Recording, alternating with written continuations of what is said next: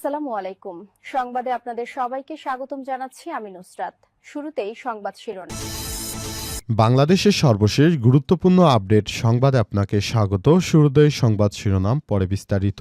প্রথমেই জানাবো আমাদের হাতে থাকা সর্বশেষ গুরুত্বপূর্ণ সবথেকে তাজা আপডেট সংবাদ। ভারতের সঙ্গে আলোচনা করে ফেনীতে বাঁধ নির্মাণ করা হবে, জামাতের আমিরের প্রতিশ্রুতি। বাংলাদেশ জামাত ইসলামের আমির ডাক্তার শফিকুর রহমান ঘোষণা করেছেন, ফেনীবাসীর দীর্ঘদিনের দুঃখ হিসেবে পরিচিত বাঁধটির সংকট নিরসনে প্রতিবেশী দেশ ভারতের সঙ্গে ফলপ্রসূ আলোচনার মাধ্যমে একটি শান্তিপূর্ণ এবং স্থায়ী সমাধান খুঁজে বের করা হবে। আজ ফেনীর পাইলট হাই স্কুল মাঠে 11 দলীয় জোটের বিশাল নির্বাচনী জনসভায় প্রধান অতিথির বক্তব্যে বাংলাদেশ জামাত ইসলামের আমির এসব কথা বলেছেন।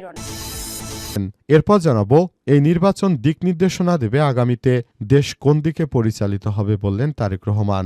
আগামী 12 ফেব্রুয়ারি অনুষ্ঠিত ত্রয়োদশ জাতীয় সংসদ নির্বাচনের গুরুত্ব তুলে ধরে বিএনপি চেয়ারম্যান তারেক রহমান বলেছেন, এই নির্বাচন নিশ্চিত করবে দেশের মানুষের জবাবদিহিতামূলক সরকার হবে কিনা। এই নির্বাচন দিক নির্দেশনা দিবে আগামীতে দেশ কোন দিকে পরিচালিত হবে। কাঙ্ক্ষিত লক্ষ্যে দেশকে নিতে চাইলে অবশ্যই গণতান্ত্রিক ব্যবস্থার পরিবর্তন আনতে হবে। এদিকে এনসিপির ইশতেহার ঘোষণা করবে আজ। ত্রয়োদশ জাতীয় সংসদ নির্বাচনকে সামনে রেখে ইশতেহার ঘোষণা করবে জাতীয় নাগরিক পার্টি এনসিপি। আজ রাজধানীর একটি হোটেলে তারুণ্য এবং মর্যাদার ইশতেহার শীর্ষক অনুষ্ঠানে এই ইশতেহার ঘোষণা করা হবে। জানাবো, 20,000 টাকায় দেশে ফিরতে পারবেন প্রবাসী কর্মীরা। প্রবাসী বাংলাদেশি কর্মীদের জন্য সাশ্রয়ী ভাড়ায় দেশে যাতায়াতের সুযোগ দিতে চলেছে অন্তর্বর্তীকালীন সরকার। সে অনুযায়ী আগামী সময় থেকে সৌদি থেকে 20,000 টাকা মূল্যের একটি টিকিট দিয়ে দেশে পরিবারের কাছে ফেরত আসতে পারবেন প্রবাসী বাংলাদেশিরা। এমন সুযোগ সুবিধার কথা জানিয়েছে সরকার। এবং সর্বশেষ জানাবো, মুসলমানদের বাংলাদেশে গিয়ে ভোট দিতে বললেন আসামের মুখ্যমন্ত্রী। ভারতের উত্তর পূর্বাঞ্চলীয় রাজ্য আসামের মুখ্যমন্ত্রী হিমন্ত বিশ্ব শর্মা বলেছেন, মিয়া মুসলমানদের উচিত আসামে নয় বরং বাংলাদেশে গিয়ে ভোট দেয়া। তিনি আরও বলেন, মুসলমানেরা যেন উত্ত্যক্ত হয় যাতে তারা আসাম ছেড়ে চলে যায়। আসামের মুখ্যমন্ত্রী আরও বলেন, তারা যে মিয়া মুসলমানদের বিরুদ্ধে তা নিয়ে তাদের কোনো লুকোছাপ নেই। তিনি আরও মনে করেন যে এই ব্যক্তি মুসলমানরা যেন বাংলাদেশে চলে যায় তেমনভাবে সতর্ক বার্তা দিয়েছেন তিনি। প্রিয় দর্শক, এতক্ষণ শুনছিলেন সংবাদ শিরোনাম, এবারে বিস্তারিত। তবে তার আগে বন্ধুরা অনুরোধ থাকবে, এই সংবাদটিতে একটি লাইক দিন। এই চ্যানেলে আপনি নতুন হয়ে থাকলে আমাদের সংবাদটি দেখতে দেখতে চ্যানেলটি সাবস্ক্রাইব করে রাখুন। আর বন্ধুরা, গাজা যুদ্ধে আপনি যদি নিরীহ ফিলিস্তিনিদের ভালোবেসে থাকেন কমেন্টে ইয়েস লিখে পুরো বিশ্বকে জানিয়ে দিন। এবারে বিস্তারিত।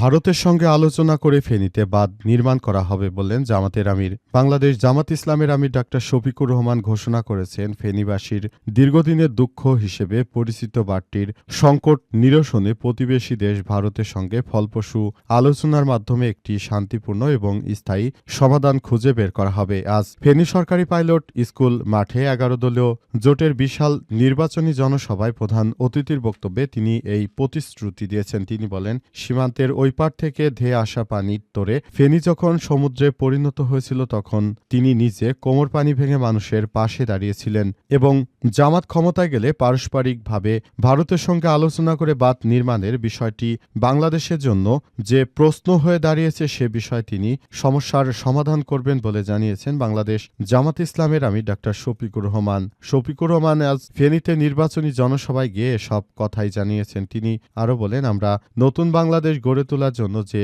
পদক্ষেপ গ্রহণ করেছে এবং সে অনুযায়ী আমরা বাংলাদেশটাকে সুন্দরভাবে গড়ে তুলতে চাই বলে জানান তিনি। এবং নতুন বাংলাদেশ গড়তে গিয়ে নানাভাবে সমস্যার সম্মুখীন হলেও তিনি এখন পর্যন্ত বাংলাদেশ জামাত ইসলামের নেতৃত্ব দিয়ে তারপর দলটাকে একটি ভালো অবস্থানে নিয়ে যাওয়ার জন্য সর্বাত্মক প্রচেষ্টা চালিয়ে যাচ্ছেন এবং তিনি মনে করেন যে নতুন বাংলাদেশ গড়ে তোলার জন্য সবাইকে নিয়ে একটি সুন্দর বাংলাদেশ গড়ে তোলার ব্যাপারটি নিয়ে কাজ করতে হবে। পুরো বাংলাদেশটাকে সুন্দরভাবে গড়ে তোলার ক্ষেত্রে সবাইকে নিয়ে এই বাংলাদেশটাকে সুন্দরভাবে গড়ে তুলতে হবে বলে জানিয়েছেন অন্তর্বর্তীকালীন সরকারের প্রধান উপদেষ্টা। এবং ডাক্তার শফিকুর রহমান সে গণভোটে হ্যাঁ সমর্থন দিয়ে সবার প্রতি সেই আহ্বানই জানিয়েছেন যে আগামীতে যেন নতুন বাংলাদেশ সুন্দরভাবে গড়ে তোলা যায়, সেজন্য বাংলাদেশ জামাত ইসলাম একযোগে কাজ করছে।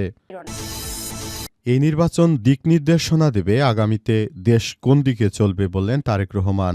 আগামী 12 ফেব্রুয়ারি অনুষ্ঠিত ত্রয়োদশ জাতীয় সংসদ নির্বাচনের গুরুত্ব তুলে ধরে বিএনপির চেয়ারম্যান তারেক রহমান বলেছেন, এই নির্বাচন নিশ্চিত করবে দেশের মানুষের জবাবদিহিতামূলক সরকার হবে কিনা। এই নির্বাচন দিক নির্দেশনা দেবে আগামীতে দেশ কোন দিকে পরিচালিত হবে। কাঙ্ক্ষিত লক্ষ্যে দেশকে নিতে চাইলে অবশ্যই গণতান্ত্রিক ব্যবস্থাকে প্রবর্তন করতে হবে। আজ বগুড়ার আলতাফুন্নেসা খেলার মাঠে জেলা বিএনপি আয়োজিত নির্বাচনী জনসভায় তিনি এমন কথা বলেছেন। তারেক রহমান বলেন, দেশে গত 15 বছর কোনো উন্নয়ন হয়নি। সারা দেশে উন্নয়ন বঞ্চিত ছিল, শুধুমাত্র তথাকথিত মেগা প্রজেক্টের নামে মেগা দুর্নীতি হয়েছে। এই দুর্নীতির ত্রুটি চেপে ধরতে হবে। তিনি বলেন, দুর্নীতি দূর করে দেশটাকে সামনের দিকে এগিয়ে নিতে হবে, আর দেশকে গড়তে সবাই মিলে ঐক্যবদ্ধভাবে কাজ করতে হবে। বিএনপির বিগত শাসনামলে উন্নয়নের কথা তুলে ধরে তিনি বলেছেন, শুধু বগুড়া নয়, সমগ্র বাংলাদেশের কথা চিন্তা করতে হবে, সমগ্র দেশকে এগিয়ে নিতে হবে। দেশ পরিচালনার দায়িত্ব পেলে শুধু বগুড়াবাসীর দাবির বিষয়ে চিন্তা করতে হবে না, গোটা বাংলাদেশকে এগিয়ে নিতে হবে। কারণ অন্য কোথাও বঞ্চিত না করে ন্যায্য অধিকার নিশ্চিত করার ক্ষেত্রে সতর্ক থাকতে হবে। চাকরিসহ সবকিছুর হবে যোগ্যতার ভিত্তিতে। গত 15 বছর দেশের শিক্ষা, স্বাস্থ্য সেবা সব সেক্টর ধ্বংস করে দেওয়া হয়েছে।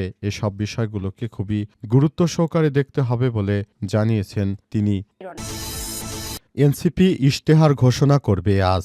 জাতীয় সংসদ নির্বাচনের ইশতেহার ঘোষণা করবে জাতীয় নাগরিক পার্টি এনসিপি। এনসিপির পক্ষ থেকে আজ এসব বিষয় নিশ্চিত করা হয়েছে। অন্তর্বর্তীকালীন সরকারের প্রধান উপদেষ্টা প্রফেসর ড. মোহাম্মদ ইউনূসের সরকার যে নতুন বাংলাদেশ গড়ে তুলেছে, সেজন্য দেশটাকে সুন্দরভাবে গড়ে তুলতে এনসিপি সর্বদাই কাজ করছে এবং জাতীয় নাগরিক পার্টি এনসিপির নেতৃত্ববৃন্দরা জানিয়েছে যে আগামীর বাংলাদেশ গড়তে হলে অবশ্যই তাদেরকে একটি নতুন যে সুযোগ এসেছে, এই সুযোগকে কাজে লাগাতে হবে এবং সে অনুযায়ী তাদেরকে নতুন ও সুন্দর বাংলাদেশ গড়ে তুলতে হবে। পুরো বাংলাদেশটাকে সে অনুযায়ী কাজ করতে হবে এবং সবাইকে নিয়ে বাংলাদেশটাকে গড়ে তোলার জন্য এনসিপির নেতৃত্ববৃন্দরা সেভাবেই কাজ করছে। তারা জানিয়েছে আগামীর বাংলাদেশ হবে ন্যায়, ইনসাফ ও ধর্মের ভিত্তিতে। এই বাংলাদেশে আর কোনো রাহাজানি, সন্ত্রাসী কর্মকাণ্ড হতে দেওয়া হবে না বলে জানিয়েছে এনসিপির নেতৃত্ববৃন্দরা। তারা আরও জানিয়েছে, নতুন বাংলাদেশ গড়ে তোলার জন্য আমাদেরকে আরও বেশি দায়িত্বশীল ভূমিকা পালন করতে হবে এবং পুরো বাংলাদেশটাকে যে নতুন কিছু দিতে হবে সেটি করতে হবে। দলের নির্বাচনী মিডিয়া উপকমিটির প্রধান মাহবুব আলম বলেছেন, এনসিপির ইশতেহারের উদ্দেশ্য হবে সুশাসন, সংস্কার ও সার্বভৌমত্ব। এছাড়াও ইশতেহারে গুরুত্ব পাবে নারীদের অধিকার, কর্মসংস্থান, শিক্ষানীতি এবং জলবায়ু।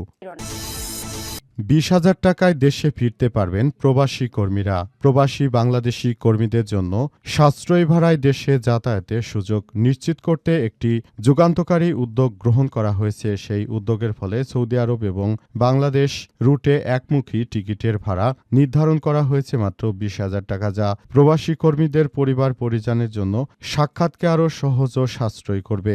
এ প্রসঙ্গে বেসামরিক বিমান পরিবহন ও পর্যটন মন্ত্রণালয়ের উপদেষ্টা শেখ বশিরউদ্দিন জানান, এই বিষয় ব্যবস্থার আওতায় সৌদি আরব ও বাংলাদেশ মিলে মোট 80,000 টিকিট বিক্রির লক্ষ্য নির্ধারণ করা হয়েছে। সেই উপলক্ষে এখন থেকে বাংলাদেশিরা যাতে যথাযথভাবে তারা এই ধরনের সুযোগ সুবিধা পায়, সে ব্যবস্থা গ্রহণ করা হচ্ছে বলে জানিয়েছেন বাণিজ্য উপদেষ্টা শেখ বশিরউদ্দিন। শেখ বশিরউদ্দিন আরও জানান, এই ধরনের যুগান্তকারী পদক্ষেপের ফলে বাংলাদেশের মানুষ আগের থেকে অনেক বেশি সুযোগ সুবিধা এবং ফ্যাসিলিটিস পাবে। সব ফ্যাসিলিটিসের মধ্যে রয়েছে যেন এই ফ্যাসিলিটিসগুলো আগামী বাংলাদেশে নতুন করে সবকিছু করা যায় সেই অনুযায়ী নির্ধারণ করা হচ্ছে এবং এই ফ্যাসিলিটিসগুলোকে যেন যথাযথ আইনি প্রক্রিয়ার মধ্য দিয়ে করা যায় সেই ব্যাপারটি নিয়ে কাজ করা হচ্ছে এবং নতুন করে বাংলাদেশটাকে সুন্দরভাবে গড়ে তোলার ব্যাপারটি বলা হয়েছে এবং পুরো বাংলাদেশটাকে সে অনুযায়ী গড়ে তোলার জন্য সবাইকে যার যার জায়গা থেকে আরও দায়িত্বশীল ভূমিকা পালন করার জন্য আহ্বান জানানো হয়েছে এবং সে অনুযায়ী বলা হচ্ছে।